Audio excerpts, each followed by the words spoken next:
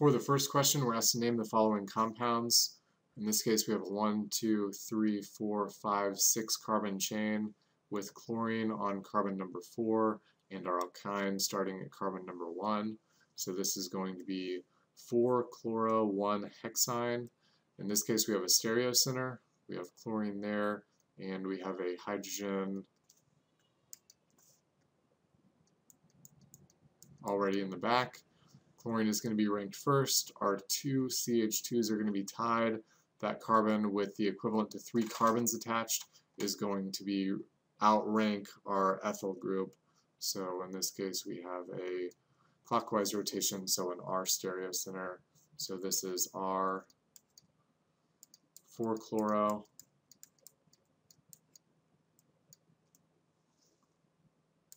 1-hexyne. For the next one, we have a similar structure where again we have 1-hexyne. Here we have 2 methyl groups, one at the 4 position, one at the 5 position. We also have a stereocenter right here. For ranking this stereocenter, hydrogen is in front. And for the carbons attached to this stereocenter, we have that one which has 2 carbons attached, that one which has 1 carbon attached. So this isopropyl group outranks that, and both outrank the methyl group. So for our rankings, we've got 1, 2, 3, 4 is in front. This is a counterclockwise rotation. However, since 4 is in front, it actually is an R stereocenter. So this one is R 4,5-dimethyl. So again, at carbon number 5 we have a methyl there, and at carbon 4 we have a methyl there. 4,5-dimethyl, and then I'm not going to include the 1 in this case. If it's 1-hexyne, you don't need to include it. Or we could also include it right here if we wanted, so we could say 1-hexyne, but it's fine if you don't include it there either, since it's at the 1 position. So R 4,5-dimethyl 1-hexyne. For the next question, from the following options, show the main reaction converting 2-pentyne to cis-2-pentene. So for 2-pentyne, make my alkyne, where I'm starting my sp hybridized carbon at the 2 position, and I need 5 carbons in that chain, so 1, 2, 3, 4, 5. We're converting that to cis-2-pentene, so I have an alkene, again at the 2 position, and we have 5 carbons in our carbon chain. In this case, to make a cis-alkene and stop at the alkene, we need to use H2 and Lindlar's catalyst. So H2 and Lindlar's catalyst, or option A, to get there. Another option to consider in this case would be H2 and palladium with carbon. If that was the case, that would fully reduce this to the alkane. So for this, we would end up with pentane, 1, 2, 3, 4, 5, rather than our cis-2-pentene.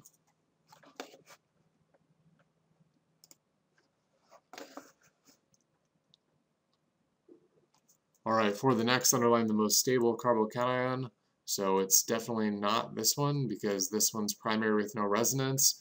It's not this one's secondary with no resonance, especially since I see a secondary structure there. Now for the resonance contributor, if you think about moving those electrons there, that would get us to our alkene there and our plus charge there.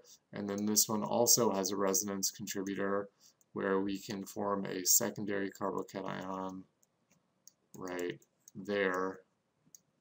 But it looks like for this resonance contributor, we've got a primary and a secondary. For this one, we have a secondary and a secondary. So 2 secondary carbocation structures is the most stable of our options. So this is the more stable carbocation. For the next, propose a mechanism for this transformation. It looks like we actually have symmetry on both sides, so it doesn't matter which alkene that we use. Both of them would immediately form a secondary carbocation after attacking that proton, and we will then do a 1,2 hydride shift to stabilize that so that our bromine can substitute essentially 1 carbon away from where sp2 carbon was. So for this, just to make it simple, I'm going to go ahead and use this alkene, even though if we were to use this one, we'd have the same thing. So for this alkene, we will attack that proton to get us to our intermediate, which now we have a plus charge on that carbon, and we've got our methyl there, and we still have that alkene.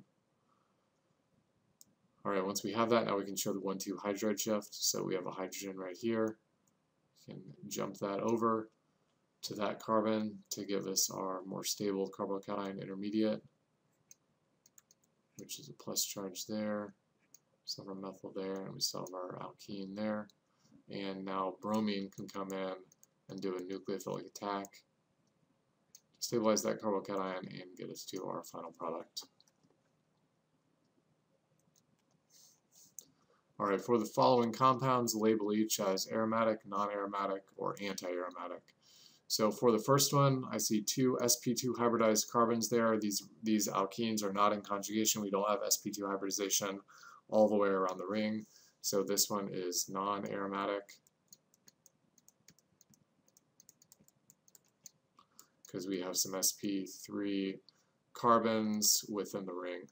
This one here, we have, it looks like we're conjugated all the way around the ring. We've got sp2 hybridization all the way around. It is ring structure.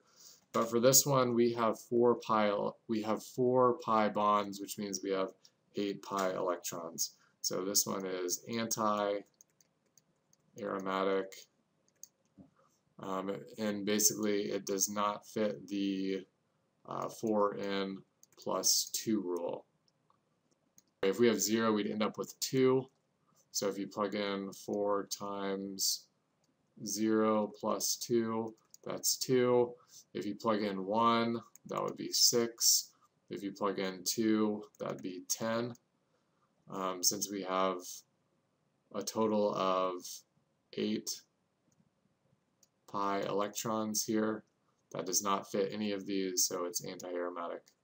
For this one, we also have sp2 hybridization on all the carbons around the ring, so we're conjugated all the way around.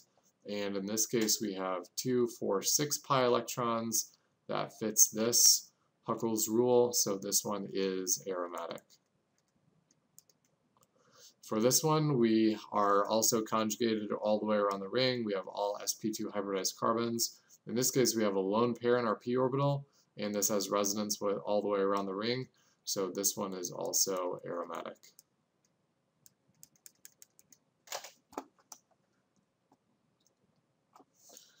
For this one, predict the product and draw the mechanism. So this was similar, except now we're adding an alcohol group instead of Br as we did in the previous problem. So our alkene is going to be protonated by our strong acid. That will get us to our intermediate. Now the question is, do we put the hydrogen here or here?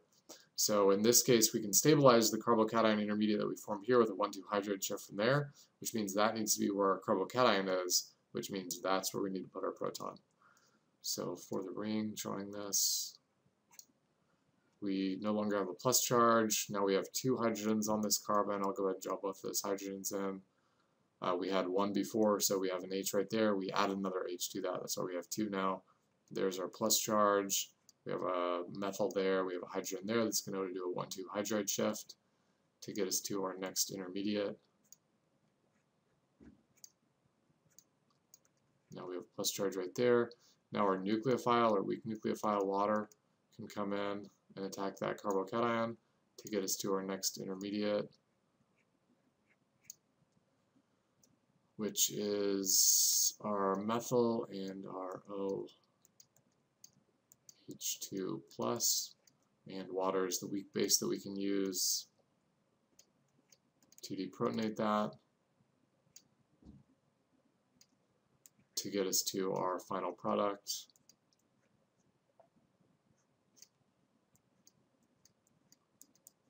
which is 1-methylcyclohexanol.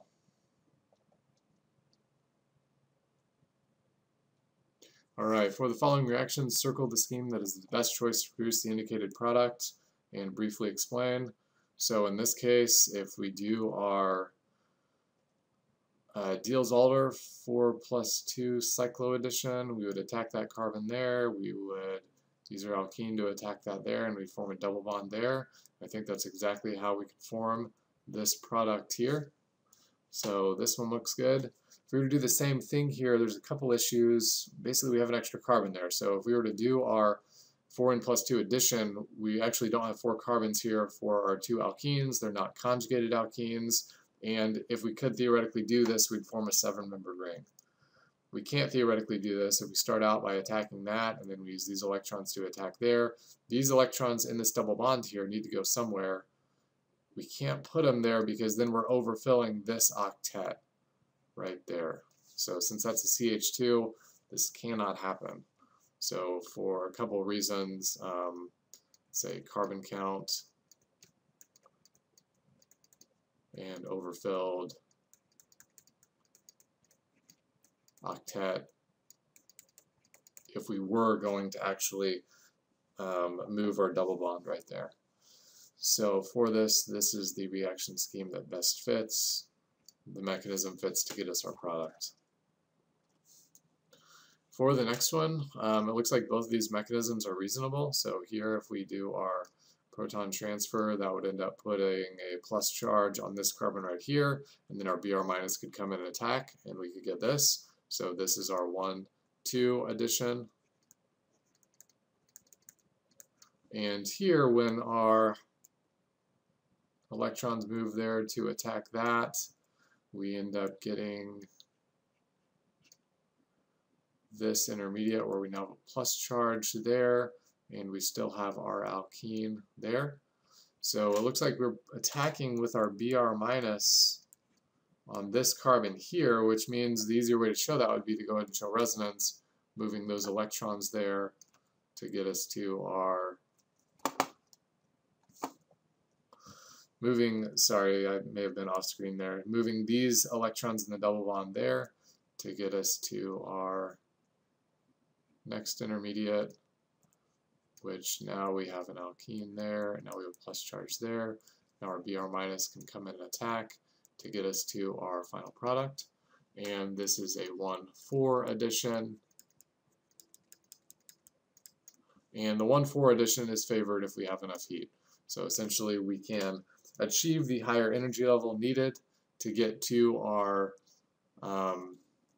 second structure. We can do a resonance contributor to show that we can form the more stable product. Even though this primary carbocation is very unstable, it takes a lot of energy to reach that. We have that energy input with the high temperature that we put the reaction under.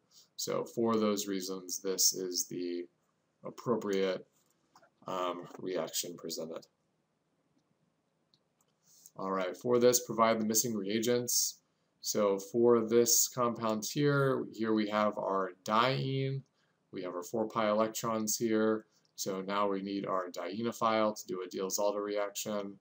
In this case, we're going to need a ketone with no other substituents on that carbon right there. So that will get us to our final product. And then redrawing this just to double check, with the mechanism will look something like this, where our alkene attacks there, that alkene attacks there, and these electrons move there to get us to that product. For the next one, we need something like water and H2SO4, and another acceptable answer for this would be H3O+. And this is remarkably similar to the mechanism that we showed above, except this has a 1,2 methyl shift in it rather than a 1,2 hydride shift. For this question, I'm going to give everybody full credit for this. I don't know what reagent could be used there. This was meant to be on the other side. And if we add excess HCl to that, they would actually end up with 2 products where we could have 2 chlorines there or 2 chlorines there on what would then be an alkane. But again, I'm giving everybody full credit for this. If you put a question mark, that's probably the best answer because I don't know that one either. For this one, we're converting our alkyne to our trans alkene. For that, the reagent that we need is sodium and ammonia. And that's under ice-cold conditions, so we can stop and form our trans alkene. And remember, this is slightly different than our H2 and Lindlar's catalyst. that would give us our cis alkene. Alright, for the next step, predict the products. So in this case, we're doing a Diels Alder reaction again. We're going to form a 6-membered ring, and we're going to have our alkene right there.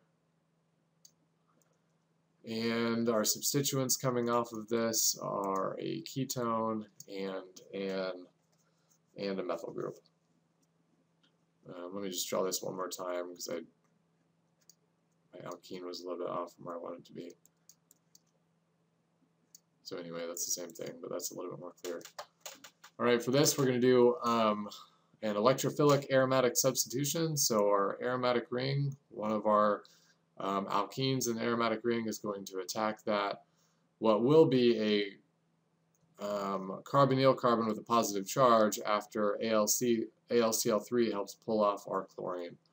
So for our final product for this, we're going to have our aromatic ring, and we're going to use one of our alkenes, again, to attack that carbonyl carbon, and we'll end up with 3 additional carbons attached to that.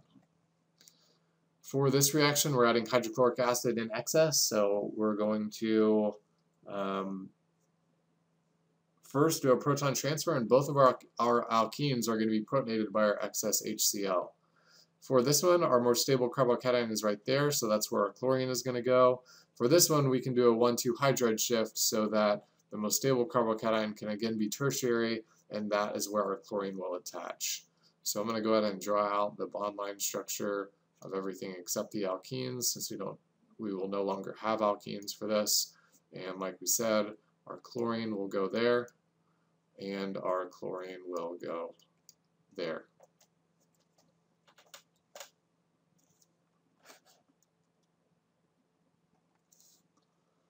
For the next one, we're going to form an enol intermediate. So I'm going to go ahead and draw that enol intermediate that would form. So we've got cyclohexane, and we've got a methyl there, and that alkene would form, and that's where our alcohol would be, but via a tautomerization reaction, we will end up with our more stable product, which is a ketone. So all that's the same. That goes there, and that would be our methyl group. So we will again do our tautomerization reaction to convert our enol to a ketone functional group.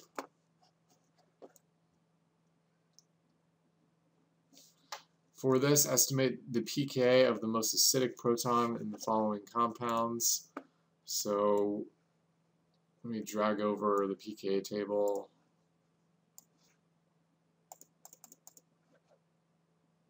Alright, for the reference table, looking for something to relate to, it looks like we do have an NH3 on our aromatic ring right here with a pKa of 4.6.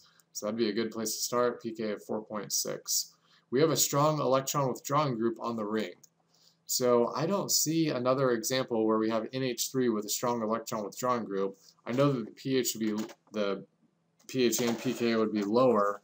The reference that I do have that's similar is that when our carboxylic acid is deprotonated, we'd have a pKa value of 4.2, and if we have an NO2 on the ring, then that drops the pKa by 1. So I'd say a similar impact is probably reasonable. If we have a strong electron withdrawing group, I would say the pKa would be about 1 less based on there being an NO2 group there. Now for the other compounds, we don't have any ring structures, but really it's just an alkyl chain, so it's probably going to be remarkably similar to this. So I'm going to guess a pKa of 10.7 on this. We're attached to a 6-membered ring, but there's no alkenes, there's no resonance stability there, it's not aromatic, so I would say that last one would be remarkably close to 10.7. So I'm going to again go with 4.6 for this one. That one's the same as this. 1 less for this, and about 10.7 for that one. So 4.6, let's say 3.6 for this one, due to our strong electron withdrawing group. And for this one is going to be about 10.7. because based on ARIO and things around the nitrogen, if we have a compound like this, which is on that table, that pK is also 10.7, so I would expect these and these to be remarkably similar. And for the last question, draw the reagents including ethylbenzene needed to make the following compound. So a good place to start would be to go ahead and draw ethylbenzene. So if this is our starting material, so we have an ethyl group on our benzene, then we need to add this alkyl chain to it. So for the alkyl chain, we have 1, 2, 3, 4 carbons in that chain. So 1, 2, 3, 4 carbons in the chain. That needs to be attached to a good leaving group, and we need to add something like AlCl3 to make that an even better leaving group. Alright, we weren't asked for the mechanism there, so that is all for that question, and that is all for the exam.